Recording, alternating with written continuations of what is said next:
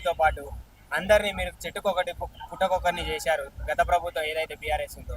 ఇప్పుడు కొత్తగా రేవంత్ రెడ్డి ప్రభుత్వం వచ్చిన తర్వాత, ప్రజాపాలన వచ్చిన తర్వాత మీకు కొత్తగా మళ్ళీ మీ ఊర్లకు జీపీఓలుగా మిమ్మల్ని తీసుకోబోతున్నారు ఏదైతే రేవంత్ రెడ్డి ప్రభుత్వం ఉందో.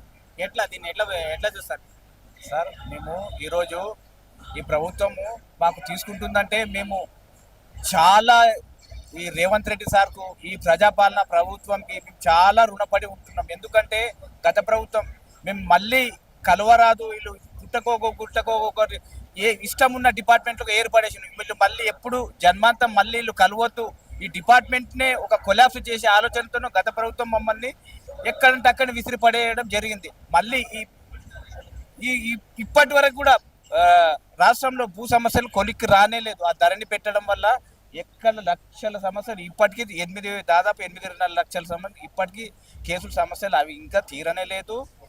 ఏ సమస్య కూడా ఈరోజు మమ్మల్ని ఏర్పడేసింది. కాబట్టి మళ్ళీ మేము ఈరోజు గ్రామంకి సేవ చేయడానికి మళ్ళీ మేము అదృష్టంగా భావిస్తున్నాం.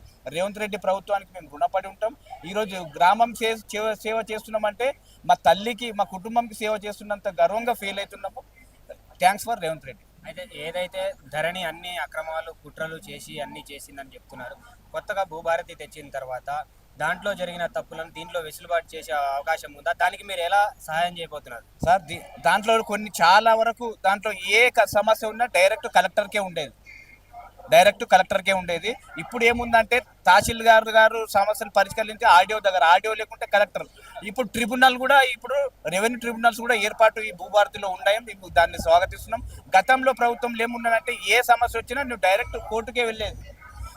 కోర్టుకు వెళ్ళాలి, నీ ఏమన్నా సమస్య ఉంటే నువ్వు కోర్టు ద్వారా తేల్చుకో, ఇదే ఉండే. తప్పిస్తే ఇప్పుడు మనం ఈ ప్రభుత్వాన్ని మనం రెవెన్యూ ట్రిబ్యునల్స్ పెట్టడం వల్ల మేము దాన్ని అక్కడికక్కడనే సమస్యను సాల్వ్ చేసే ఒక అవకాశము ప్రజలకు లభించింది. మేము కూడా సేవ చేయాల్సిన ఒక ప్రభుత్వంలో మేము కూడా భాగస్వాములే. మేము ప్రజలకు మంచి సేవలు అందిస్తాం.